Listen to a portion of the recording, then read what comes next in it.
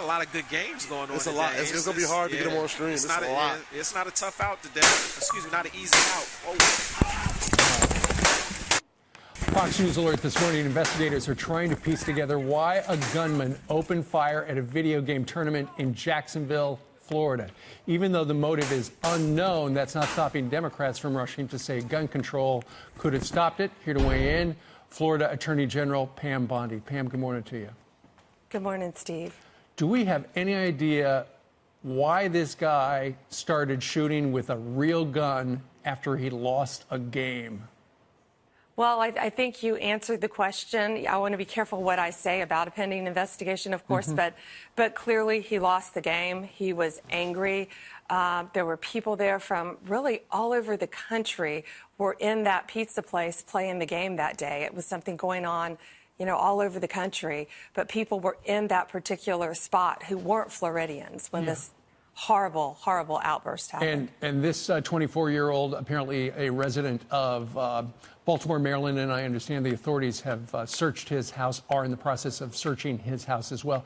But, you know, it was shocking because so many people play games like this, not very often or occasionally under one roof, but usually, I believe, something like this is played remotely, where you could be sitting there in Florida playing with somebody in New York, like me right now. Yes.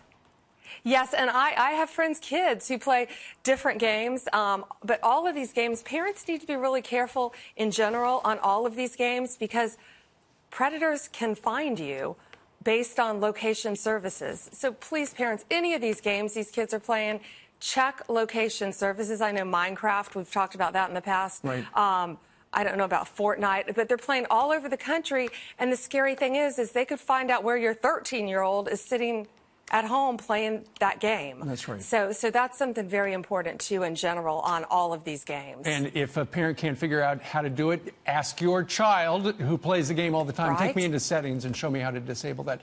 Pam, let's talk a little bit about how your Attorney General's office does have a victim compensation fund available. And we've put the phone number up right there, 800-226-6667. What is that? Thank you. And that's run through my office. It's money allocated by our legislature, and it's an incredible fund. And what it does is it helps. We can pay up to $7,500 for funeral expenses, medical bills, depending on the severity of the condition, sometimes up to $10,000, up to $5,000 for counseling for people who weren't physically injured. But people have already personally reached out to me who know people who were inside the establishment. Think about the trauma that they go through. And these folks now are back. A lot of them are back home, thank goodness. They're all over the country. So call that number if you were there, if you need help. Governor Rick Scott was there last night personally helping people. Senator Rubio's office reached out. The White House reached out to us within an hour of it happening, saying, what resources can we do? Florida Department of Law Enforcement, the airlines, everybody was working together. All right, so if the Sheriff Mike Nelson was incredible. I mean, Mike Williams and the State Attorney, Melissa Nelson. Everybody was great. So, Pam Bondi, the Attorney General, thank you very much. I know it's an ongoing investigation. Thanks for telling us what you could.